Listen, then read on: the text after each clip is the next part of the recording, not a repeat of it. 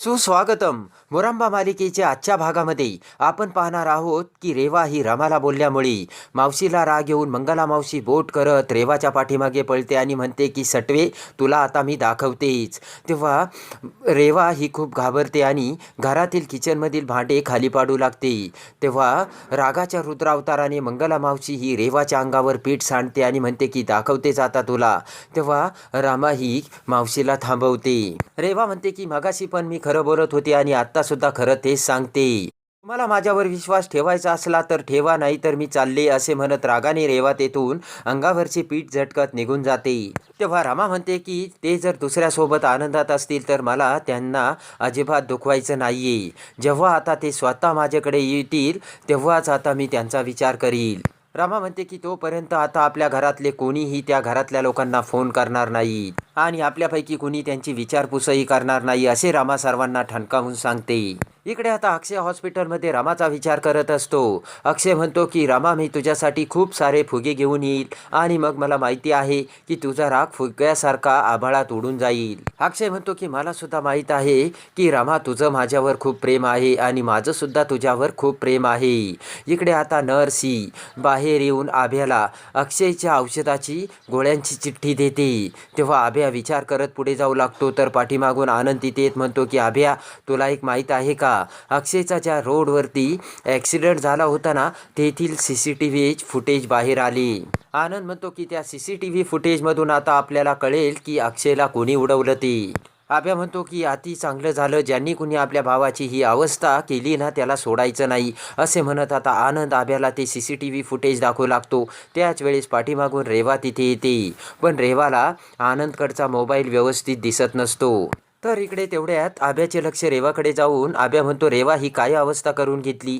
तेव्हा रेवाच्या अंगावर ते पीठ सांडलेले बघून रेवा ही विचार करते की आता काय सांगायचं. त्यानंतर रेवा म्हणते की जरा मी अक्षयच्याच विचारात होते तेव्हा मी पडले. आभ्या म्हणतो, एक काम कर, जा घरी जा आणि फ्रेश होऊन ये. रेवा म्हणते, नाही मी इथेच ठीक आहे आणि आता मोठ्यांवर किती दिवस जबाबदारी टाकायची. त्यानंतर आभ्या म्हणतो की आनंद चल दाखवतो व्हिडिओ, आणि पुन्हा आनंद आभ्याला तो व्हिडिओ दाखवतो. त्यामध्ये आता रेवाच्या गाडीने अक्षयला कसे उडवले हे त्या CCTV फुटेजमधून क्लिअर कट व्हिडिओ दिसत असते. तेव्हा ते बघून रेवाला मोठा धक्का बसतो आणि रेवा तोंडालाच हात लावते. त्यानंतर त्या व्हिडिओमध्ये आनंद त्या रेवाच्या गाडीचा झूम करून बारकाईने नंबर बघू लागतो, पण तो दिसत नसतो. तेव्हा आनंद म्हणतो की मी एक काम करतो, तिकडच्या आजूबाजूच्या लोकांना जाऊन विचारतो. तर रेवाला अजूनच धक्का बसलेला असतो. तर लगेच आभ्या म्हणतो की हा व्हिडिओ तू पोलिसांना सुद्धा दे, तेव्हा त्यांना सुद्धा काहीतरी करता येईल. तेव्हा आनंद म्हणतो ठीक आहे आणि आनंद तेथून निघून जातो. इकडे आता दुसऱ्या दिवशी रमा ही कावेरीला म्हणते की आई, तुझा आज चेकअप आहे ना, चल मी तुझ्यासोबत येते, आपण चेकअपला जाऊ. कावेरी म्हणते की माझी अजिबात चेकअपला जाण्याची इच्छा नाही, माझं काय व्हायचं ते होऊ दे. तेव्हा रमा म्हणते की आई असं काय बोलतेस. रमा म्हणते की आई मला काही माहिती नाही, आत्ता आपण लगेचच तुझ्या चेकअपला निघायचंय. इकडे आता रेवा घाबरून अक्षयचा ज्या जागेवर अपघात झाला होता त्या ठिकाणी येते. तेवढ्यात फुगेवाल्याचे लक्ष रेवाकडे जाऊन तो ते रेवाला ओळखतो. हिनेच अक्षयच्या गाडीला कशी धक्का मारला हे सर्व आता फुगेवाल्याच्या डोळ्यासमोर येते. आपण रेवाने गाडीने ठोकल्यानंतर कसे त्या रेवाला अडवण्याचा प्रयत्न केला हे आता फुगेवाल्याच्या डोळ्यासमोर येते.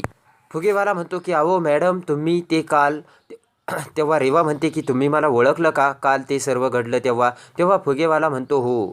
तर लगेच रेवा तिच्या पर्समधून पैशाचा बंडल काढते आणि त्या फुगेवाल्याच्या हातात ठेवत म्हणते की आता तुम्ही मला ओळखत नाही आणि मी सुद्धा तुम्हाला ओळखत नाही. तेव्हा रेवा म्हणते की आता हे पैसे घ्यायचे आणि तोंड बंद ठेवायचं, कळलं का. फुगेवाला हसतच म्हणतो की मॅडम मी तुम्हाला ओळखतो. तर रेवा म्हणते तुम्ही मला ओळखत नाही. त्यानंतर रेवा पुन्हा दुसरा पैशाचा 2 बंडल त्या फुगेवाल्याच्या हातात ठेवते. तेव्हा हसतच फुगेवाला म्हणतो की मॅडम आता तर तुम्ही मला ओळखतच नाही आणि मी तुम्हाला सुद्धा कधी बघितलंच नाही. तेव्हा रेवा खुश होते.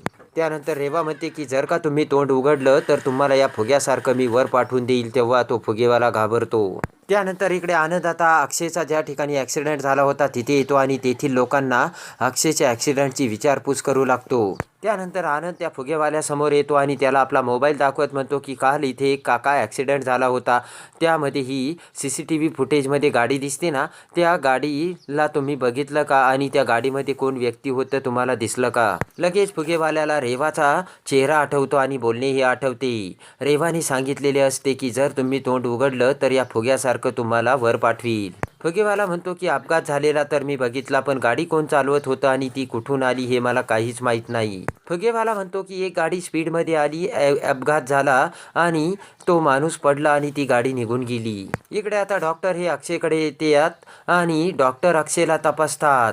अक्षयला बघून हसतच डॉक्टर म्हणतात की थोड्या वेळाने मी तुमचा सगळा चेकअप करतो आणि मग तुम्हाला डिस्चार्ज देईल. त्यानंतर डॉक्टर म्हणतात की जरा पायाची सुद्धा काळजी घ्या तुम्ही आणि प्रवास करू नका. इकडे आता रमासुद्धा कावेरीला घेऊन त्याच हॉस्पिटलमध्ये कावेरीचा चेकअप करण्यासाठी येते. रिसेप्शनिस्टकडे फाईल देत रमा म्हणते की चेकअपसाठी बोलावलं होतं तुम्ही आम्हाला. तेवढ्यात पाठीमागून रेवा तिथे येत रमाला बघते आणि विचार करते की रमा हॉस्पिटलमध्ये कशी आली आणि हिला कसं समजलं. रेवा म्हणते की रमाने जर आता अक्षयला बघितलं तर यांच्यामध्ये पुन्हा पहिल्यासारखं सुरू होईल. तेवढ्यात डॉक्टर मॅडम तिथे येतात तर रमा म्हणते की आईला चेकअपसाठी आणलं होतं. तेव्हा डॉक्टर कावेरी आणि रमाला घेऊन जातात तर लगेच सुटकेचा श्वास सोडत रेवा विचार करते की रमाने आईला हॉस्पिटलमध्ये आणलंय तर. इकडे आता आनंद हा घरी येतो तेव्हा जान्हवी आनंदला अक्षयच्या तब्येतीची विचारपूस करते. तेव्हा आनंद म्हणतो की अक्षय आता ठीक आहे. तर जान्हवी आनंदकडे बघत म्हणते की पण तू काय एवढा टेन्शनमध्ये दिसतोस. आनंद म्हणतो की अगं CCTV फुटेज घेऊन ज्या ठिकाणी अक्षयचा ॲक्सिडेंट झाला होता त्या ठिकाणी मी जाऊन विचारपूस केली पण कोणीच व्यवस्थित उत्तर द्यायला तयार नाही.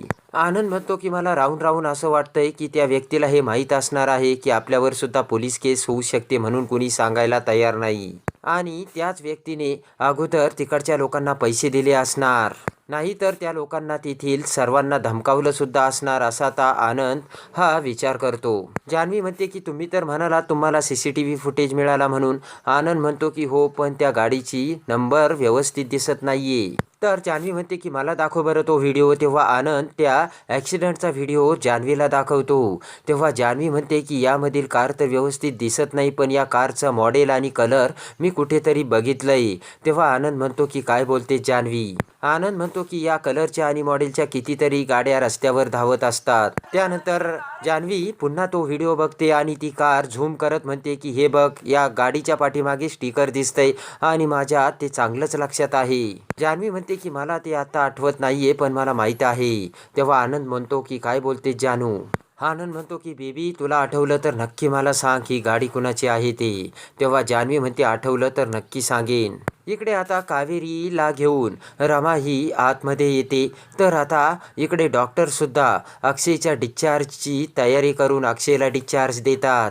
डॉक्टर हे सीमाकडे फाईल देत अक्षयला म्हणतात की आता तुम्ही व्यवस्थित आहात आणि तुम्ही जाऊ शकता. तेव्हा सीमा ही डॉक्टरचे आभार मानते. त्यानंतर अक्षय हा स्टँडचा आधार घेत तेथून बाहेर येऊ लागतो. सीमा अक्षयला धरते तर अक्षय दरवाजा उघडून बाहेर येतो. तेवढ्यात काउंटरवर रमा तिथे असते आणि अक्षयचे लक्ष रमाकडे जाते.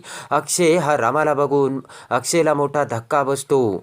मोठे डोळे करून अक्षय हा सीमासोबत रमाकडे बघू लागतो. त्याच वेळेस रेवा अक्षयला बघून दरवाजा बंद करून घेते. त्यानंतर अक्षय रमाला बघताच लगेच सीमा म्हणते की रमी तर इथे कशी आली. तेव्हा अक्षय पटकन सीमाला त्याला आतमध्ये घेण्यासाठी सांगतो. आतमध्ये येताच अक्षय म्हणतो की तू रमाला सांगितलं की काय. तेव्हा सीमा म्हणते की नाही सांगितलं मी. तर अक्षय म्हणतो की मग रमा हॉस्पिटलमध्ये कशी आली. सीमा म्हणते की कावेरी सुद्धा आली. तेव्हा रमा कावेरीला घेऊन आली असणार. तर सीमा म्हणते चल ना रामापुढे. तर अक्षय म्हणतो नाही या अवस्थेत मी रामापुढे जाणार नाहीये आणि तिची सहानुभूती सुद्धा मला नकोय मी या अवस्थेत. अक्षय म्हणतो की आई मी पूर्ण बरा होईल आणि मग मी तिच्या समोर जाईल आणि तिचा सर्व गैरसमज दूर करून तिला घेऊन येईल. इकडे रेवा विचार करते की अक्षय आणि रमा जर समोरासमोर आले तर मोठा प्रॉब्लेम होईल. ही रमा तरी कधी जाणार आहे काय माहिती इथून. त्यानंतर हॉस्पिटलचे 2 कर्मचारी मोठा बोर्ड घेऊन तिथे येतात तर अक्षय त्याच्या आडबाजूला लपतो आणि रमा फाईल घेऊन तेथून पुढे जाऊ लागते. तर अक्षय हा रामाकडे बघतच राहतो. त्यानंतर आता अक्षय त्याच्या कारमध्ये बसतो, तर रेवासुद्धा अक्षयला कारमध्ये बसून लगेचच रेवाला फोन येतो, तर रेवा समोरच रस्त्यात बोलू लागते. त्याच वेळेस कावेरी आणि रमा तेथून जात असताना रेवाला बघतात, तेव्हा पोटाला हात लावत असल्याचे बघून कावेरी म्हणते की ही तर पोटोशी दिसते वाटतं. तेव्हा रमा म्हणते की काही काय बोलतेस आई. तेवढ्यात गाडीतून अक्षय रेवाला म्हणतो की ए बाई, किती वेळ टाइमपास करते, चल ना. तर ते ऐकून रमाला अक्षय दिसतो. अक्षयच्या डोक्यावरची पट्टी बघून रमाला आता अक्षयच्या सत्याचा उलगडा होतो. त्यानंतर मात्र रेवा ही अक्षयला घेऊन निघून जाते. तर रमा घरी येऊन कावेरीसमोर रडू लागते आणि म्हणते की आई, सगळेच माझ्याशी खोटं बोलले. रमा म्हणते की मी आता तुमच्यावरती विश्वासच ठेवणार नाही. लहानपणापासून मी तुमच्यासोबत राहिले तरी तुम्ही खोटं बोलले. इकडे आता बेडरूममध्ये येताच अक्षय हा रमाची टिकलीचे पॉकेट आपल्या हातात घेतो आणि म्हणतो की रमा, आता मला तुझी सवय झाली आणि तुझ्या टिकलीची सुद्धा सवय झाली मला. अक्षय म्हणतो की रमा, आता या टिकलीसोबत मला तुझीसुद्धा सवय झाली. तेव्हा आता अक्षयचे रमावर खूप प्रेम असल्याचे समोर आलेले असते. तर आता रमालासुद्धा अक्षयचे सत्य समजून रमासुद्धा अक्षयवर तेवढीच प्रेम करत असते. पण आता रमा आणि अक्षयची कशी भेट होते, रमाला अक्षयचा अपघात झाल्याचे सत्य कसे समजते आणि हे सर्व रेवाने घडवून आणले, या सत्याचा उलगडा जेव्हा अक्षय आणि रमाला होतो, तेव्हा अक्षय हा रमाला कसा आपल्यासोबत घेऊन मुकादमांच्या घरी येतो, हे बघण्यासाठी आणि मुरंबा मालिकेच्या डेली अपडेटसाठी आपल्या चॅनलला लाईक करा, सबस्क्राईब करा.